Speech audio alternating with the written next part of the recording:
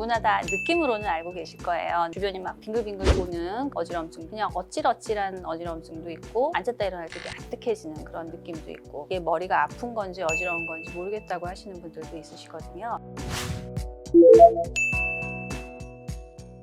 어지럼증이라는 거는 균형을 제대로 잡지 못하는 상태, 주변에 계속 변화하는 그런 상황에서 자기 몸을 안정적으로 유지할 수 있는 기능을 얘기를 하죠. 대표적으로는 시각이 중요하고, 귀 안에 있는 뇌이라고 하는 부분의 전정기관, 발바닥부터 척추를 통해서 뇌로 올라가는 회선 감각, 이 모든 감각들을 통합할 수 있는 뇌 기능도 정상적으로 유지가 돼야 되고, 근력이라든지 운동 기능 자체도 정상으로 유지가 되셔야 균형을 제대로 잡으실 수가 있죠. 이 복잡한 과정 어느 부위에 문제가 생겨도 균형을 제대로 잡을 수가 없고, 그 상태를 어지럽다라고 느끼게 됩니다. 거의 100% 사람들이 어지럼증을 느끼죠. 전체 인구의 한 30% 정도가, 30%는 이제 10명의 3명이기 때문에 굉장히 높은 퍼센트인데, 병원을 가야 하거나 하던 일을 제대로 못하면서 쉬어야 하는 정도 강도의 어지럼증을 느끼니까 굉장히 흔한 증상입니다.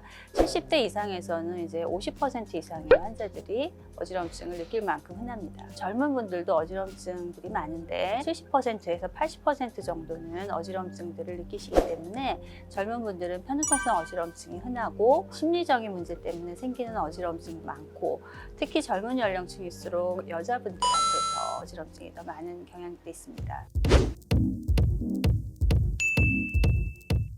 나이가 이제 65세 이상이고, 내가 별로 예전에는 어지러운 병력이 그렇게 심하지 않거나, 아니면 갑자기 양상이 바뀌는 어지럼증이 오거나, 혈압이나 흡연이나 고지혈증, 당뇨 이런 혈관 계통의 위험 요인들을 갖고 계신 분들은 갑자기 생기는 어지럼증이나 균형장애가 왔을 때 혼자서 판단하지 마시고 반드시 병원에 오시는 게 필요합니다. 모든 뇌졸중으로 인한 어지럼증이 그런 건 아니지만은, 말이 어둔하거나 팔다리가 저리거나 힘이 빠지거나 이런 동반되는 증상 들이 어지럼증하고 같이 있을 때는 굉장히 뇌졸중의 가능성이 높기 때문에, 그때는 바로 응급실로 오시는 게 필요합니다.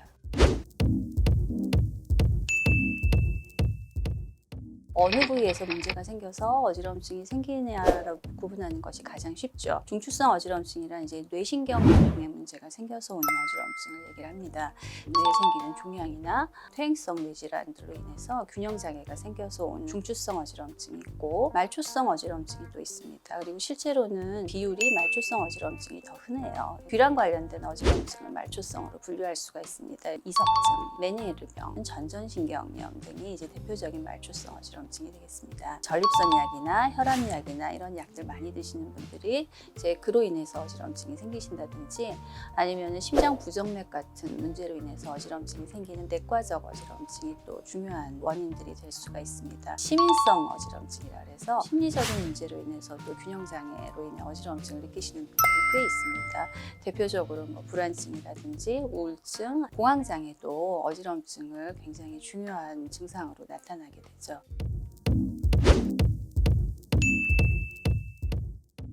빈혈을 어지러운 거랑 동의어로 생각하시는 분들도 많거든요. 예전에 이제 잘 못 드시고 결핵도 많고 이럴 적에 빈혈이 생기면서 어지럼증이 물론 있었겠죠. 근데 지금처럼 이렇게 성인병을 걱정해야 되는 상황에서는 빈혈이 어지럼증의 원인이 되는 경우는 거의 없다고 보셔도 됩니다. 빈혈로 인해서 어지럼증이 생기려면 헤모글로빈 수치가 7,000명 밑으로 떨어져야 되는데, 어지럼증보다 너무 기운이 없고 걸을 때 숨차고 무기력해지고 이런 증상들이 먼저 오거든요.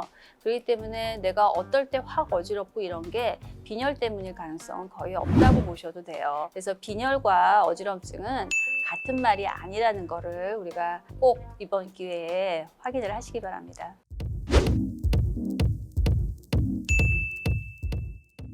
보통은 관심을 급성 어지럼증에 주로 두죠. 굉장히 증상이 드라마틱하고 막 빙빙 돌고 토하고 이러시기 때문에 비교적 이제 진단이 쉽고 치료도 명확하게 돼 있는 그런 경우들이 많고, 어지럼증이 회복이 안 되고 이제 지속이 되는 만성적으로 진행하는 어지럼증 같은 경우에는 마치 이제 무빙워크나 아니면 주변이 흔들리는 철판 위에서 이제 일상생활을 하는 거나 마찬가지이기 때문에 우울증이나 불안증을 겪게 되고, 불안하면 이제 어지럼증이 더 심해지는 그런 악순환을 돌게 되죠. 대부분의 이제 약물 치료가 만성 어지럼증을 더 악화시키는 경우들이 많기 때문에 뭐 적절한 치료를 통해서 만성 어지럼증 환자들도 많이 좋아질 수가 있습니다. 이석증 한 50% 정도는 2년 이내에 재발을 한다고 돼 있거든요. 메니에르병 같은 경우도 재발성 어지럼증을 특징으로 하고 그 외에도 편두통성 어지럼증도 뇌졸중조차도 이제 재발성 어지럼증을 나타날 수가 있습니다. 그때 급성 어지럼증만 가라앉히고 넘기다 보면은 이게 진행하면서 이제 여러 가지 다른 문제들을 일으킬 수가 있거든요. 그래서